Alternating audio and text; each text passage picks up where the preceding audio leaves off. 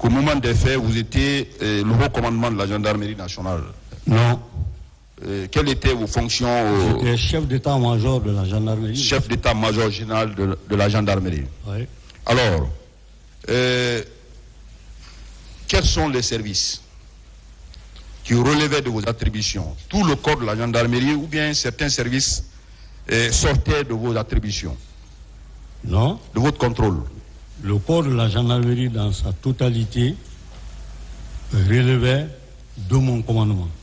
Pour ceux qui répondaient dans les unités de la gendarmerie. De la gendarmerie. Voilà. Et ils répondaient devant moi.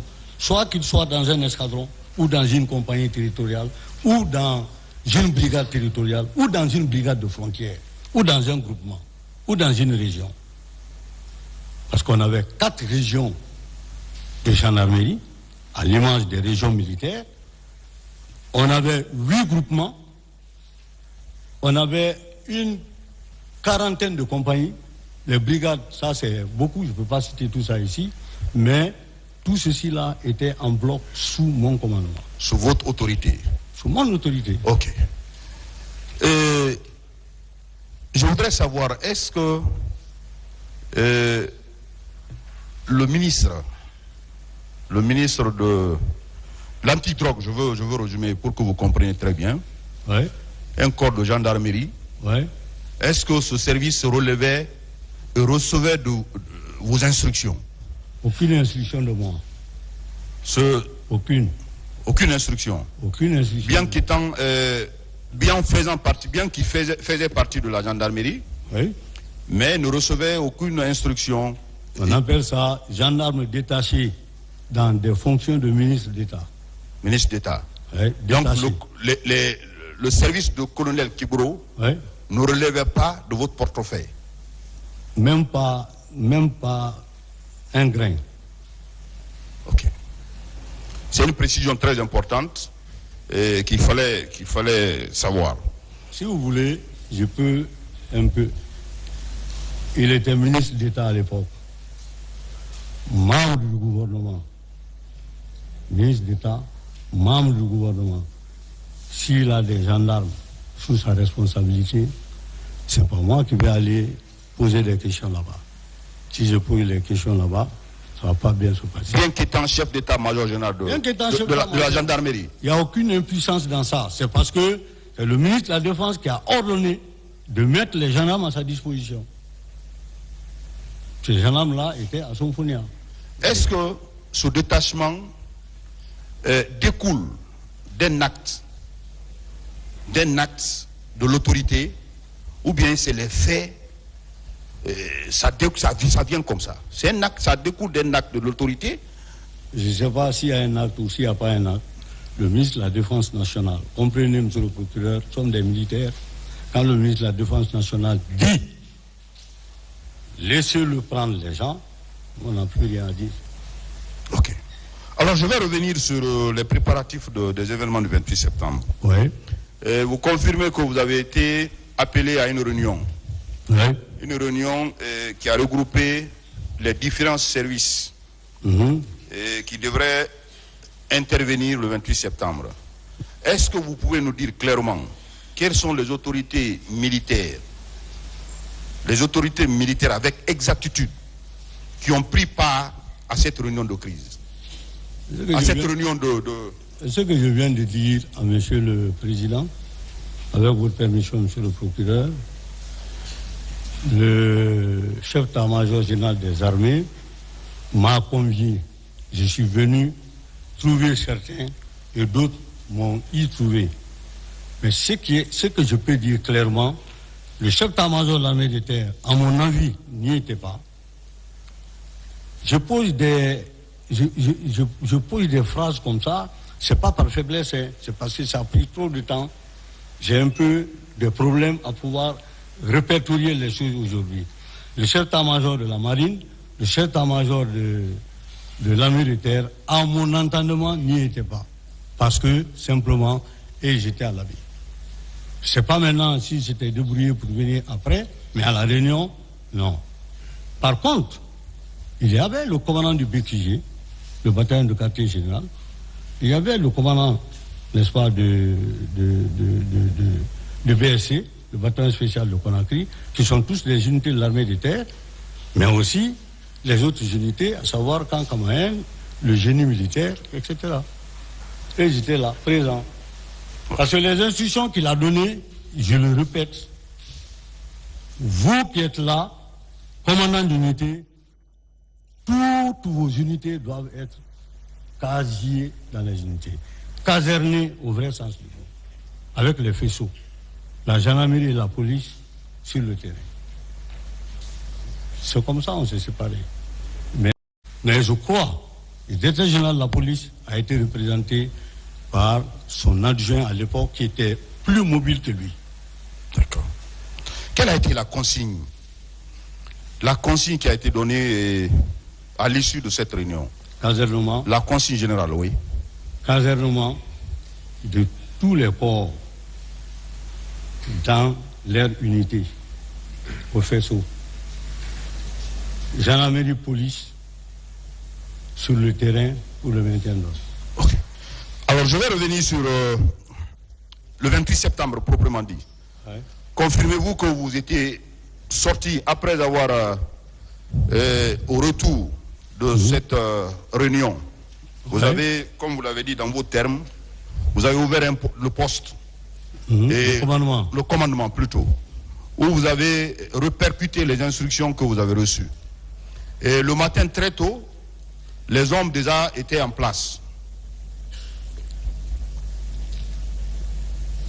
Oui, monsieur le procureur. Les différents escadrons étaient déjà en place, oui, le 28 septembre. Oui. Et vous-même, vous avez pris le soin de sortir. À quelle heure, je voudrais savoir, vous êtes sorti pour contrôler effectivement est-ce que les hommes sont en place? Là, vous allez me faire du mal parce que ce jour-là, très sincèrement, je ne me faisais pas le devoir de regarder les montres. Je vous ai dit que j'avais un problème très sérieux.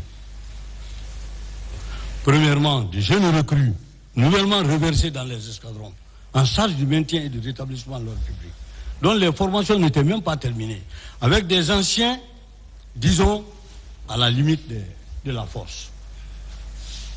Quand vous ne suivez pas ça comme votre œil, ça peut se casser en un endroit. Donc ça, regardez l'heure, il est quelle heure, machin, franchement, je ne veux pas... Alors, arrivé au niveau de l'esplanade, oui. Oui ou non, vous avez constaté la présence d'un dispositif de la gendarmerie? Quand vous êtes arrivé, vous avez tout... Non, j'ai trouvé 3 ou 4 officiers sur la route, à l'angle. J'ai dit, mais où sont les gens? Ah, mon général, on nous a malmenés ici, tout le monde est de l'autre côté. Et il m'a même précisé, il dit, je vous jure, les gens sortaient des marchés, les gens sortaient des quartiers pour venir. Donc, même les dispositifs déjà qui sont sur le terrain ont des problèmes, à plus forte raison, ceux qui venaient des quartiers. Il précise, beaucoup sont venus descendre des Mabana à la devanture ici. Et des taxis. Beaucoup. Donc, je l'ai dit, alors, qu'ils regagnent là-bas. S'ils sont là-bas, regagnent là-bas.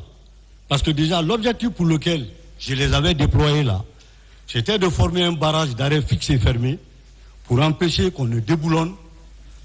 Le portail principal est déboulonné. Il fallait tirer les conséquences. Nous sommes dans un état de droit. Donc vous n'avez trouvé aucun dispositif de la gendarmerie? La gendarmerie avait déjà regagné le carrefour de Donka. De Donka. Oui. Et en ce moment, est-ce que vous avez trouvé que les manifestants étaient déjà dans l'enceinte du stade? C'est ce que je vous dis. Ils étaient déjà dans l'enceinte du stade. Déjà là-dedans. Est-ce que vous avez constaté sur l'esplanade la présence des éléments de l'antidrogue au moment précis à l'esplanade? Puisqu'il a été dit, vous savez pourquoi je pose cette question? Non. Il a été dit ici que les éléments de la gendarmerie, les éléments de l'antidrogue de colonel Tibro n'ont pas eu accès à l'intérieur du stade. Est-ce que, au moment où vous venez, vous, à l'esplanade, le dispositif de l'antidrogue était présent? Non, je ne peux pas vous le dire. Très sincèrement. Je n'ai même pas fait 3 minutes là-bas. Mais vous venez de dire tout à l'heure que vous n'avez trouvé que 2 officiers qui étaient à côté. Donc cela voudrait dire par qui cochait. C'était mes hommes. Voilà. Je les recherchais. Je suis avec vous, général. Ouais. Cela voudrait dire par Ricochet que vous n'avez trouvé aucun dispositif, aucun élément de la gendarmerie, aucun élément de l'anti-drogue à cet endroit. N'est-ce pas? Oui. Très bien. Alors, vous avez continué pour aller à l'état-major. Oui. N'est-ce pas? Oui. À quel moment précis et par qui a convoyé les éléments que vous venez de citer dans votre déclaration, les leaders, notamment Sidi Touré, Mokhtar Diallo et Jean-Marie Doré? Qui a conduit ces leaders à votre bureau? L'officier de garnison de la gendarmerie, bien que malade aujourd'hui, à la retraite, m'a dit avec clarté que c'est Toumba qui est venu les déposer là. On les a dit de rentrer. Donc c'est Toumba, commandant Toumba, qui a conduit ces leaders à l'état-major. Oui. Quand il les a déposés, il a pris du temps ou bien au même moment il les a déposés et il a pris la route pour quitter? L'officier de garnison est monté. Je crois que c'est le secrétaire général ou mon agent à l'époque qui l'a dit. Monte rapidement, tu informes le chef d'état-major.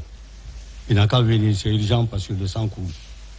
Donc, je suis venu en courant des escaliers, trouver qu'ils les ont déjà fait rentrer. J'ai aidé à la garnison. Quand j'ai fini de m'entretenir avec M. Jean-Marie, j'ai tourné par là-bas et j'étais déjà parti. J'ai dit à la garnison, qui les a envoyés ici? Il a dit, c'est l'aide de camp du président qui les a envoyés ici. J'ai dit, quelle aide de camp? Il a dit, Toumba. C'est comme ça qu'il m'a parlé. Ok, vous n'avez pas vu Toumba? Non, je ne l'ai pas vu. Vous ne l'avez pas vu? Non, non. Très bien. Alors, vous étant toujours à l'état-major, oui. Dans votre déclaration tout à l'heure, vous avez parlé que si on n'enlevait pas ces leaders à l'état-major, vous venez de dire que vous avez appris que les gens sont prêts pour venir vous agresser et les faire sortir, les extirper à ces lieux. Ouais. Vous avez tenu cette information de qui? À mes officiers de renseignement. Les officiers de renseignement. Oui. Et qui devraient venir pour les libérer à ces lieux? Non, non, non. Ils ont dit qu'il y a des gens, selon leurs sources, qui voudraient venir prendre les éléments là, dans nos mains là-bas, et que moi-même, je suis ciblé par rapport à ça. C'est en ce moment que j'ai pris les dispositions. Mais on ne m'a pas donné de nom. Très sincèrement. Vous confirmez que c'est à l'état-major, les premiers soins ont été administrés à ces leaders? L'infirmerie de la gendarmerie nationale, pour ceux qui connaissent à l'époque le PM2, il y a une école primaire et une infirmerie à l'intérieur. C'est là-bas qu'on les a amenés pour les traiter. Général, oui? On voudrait savoir, étant au bureau, est-ce qu'au moment des faits et au stade, on vous remontait des informations au fur et à mesure et selon lesquelles il y a débordement? Est-ce que on vous informait au fur et à mesure de ce qui se prévalait au stade, étant à votre bureau? Et qui vous informait? Je lui ai dit, monsieur le procureur, avec votre permission, que j'avais mis un poste de commandement en place qui était composé d'officiers, une vingtaine d'officiers comme ça. 2 d'entre eux étaient chargés de faire le journal de marche. C'est-à-dire, par voie de téléphone, puisque nous n'avions pas de moyens de communication, par voie de téléphone, les numéros de ces 2 éléments ont été donnés à tous les commandants d'unité pour la remontée physique des informations. Donc, quand il y a des informations, moi-même, je vais me renseigner au niveau du centre des opérations. Il n'y avait pas de contact direct entre les hommes sur le terrain et moi. Et si vous avez eu la chance, même tout dernièrement avant que je le quitte, le centre des opérations qui était monté là, il était l'un des meilleurs même de la sous-région. Parce que c'est avec ce centre-là qu'on gérait la sécurisation des élections, etc.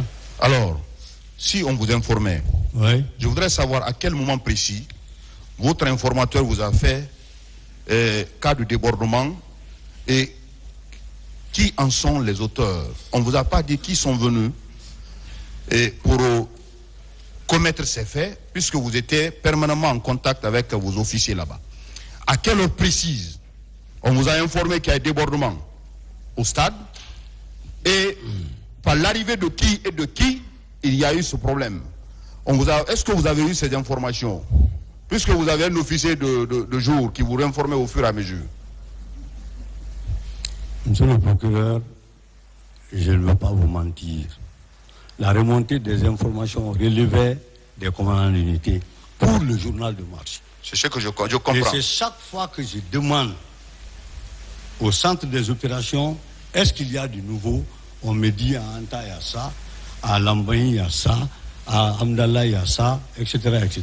Mais je tenais les informations du centre des opérations. Je comprends tout ça, général. Voilà. Je voudrais savoir, puisque Oui. vous avez des informateurs au stade, vous venez de le dire tout à l'heure, L'informateur du stade a quitté le haut commandement pour y aller. je voudrais savoir, est-ce que vous étiez informé en temps réel de ce qui se passait au stade? Je ne crois pas. Pour vous dire non, parce que mes hommes qui étaient là, qui avaient la lourde responsabilité d'empêcher que quelqu'un rentre dans le stade, puisque c'était interdit, ce dispositif était déboulonné. Donc, les gens ont été, comment je peux appeler ça, chercher des lieux. Mais moi, je peux bien expliquer ça. Ils n'ont pas fui. Donc, ils se sont repliés vers, comment on appelle ça, le carrefour de Donga. Donc, il n'y a pas quelqu'un de particulier. Moi, l'information que j'ai eue après que j'ai rencontré les blessés, c'est quelqu'un que j'ai envoyé, qui m'a dit, monsieur le chef d'état-major, les lieux sont déjà sous contrôle de la police. Alors, ça c'est après. D'après le passage de directeur général Valentin ici, l'intervention de la police, c'est après. Ce que vous venez de dire. Moi, je voudrais savoir, puisque vous étiez chef d'état-major général, chef d'état-major de la gendarmerie, est-ce qu'en votre qualité de chef d'état-major, une haute autorité de la gendarmerie, pour ne pas dire la plus haute autorité de la gendarmerie, est-ce qu'on vous informait de ce qui se passait dans l'enceinte de la gendarmerie? Et à quel moment il y a eu débordement et par qui? Dans l'enceinte de la gendarmerie? Dans l'enceinte du stade du 28 septembre, je veux dire. Non, mes hommes n'ont pas accès au stade. On ne vous a pas informé? Non. Le dispositif a été débloqué. Les gens étaient arrêtés, ce qu'on appelle barrage d'arrêt fixe et fermé. Ils font le coude à coude. Donc, pour des gens, je m'excuse du terme, qui ont le sens de la civilité, quand vous venez voir les gendarmes arrêtés de cette manière-là, il ne faut pas vous jeter sur eux. Mais si ça se fait, et que de force, il faut qu'ils cèdent, mais ce n'est pas en s'arrêtant encore là-bas. Il faut un dispositif.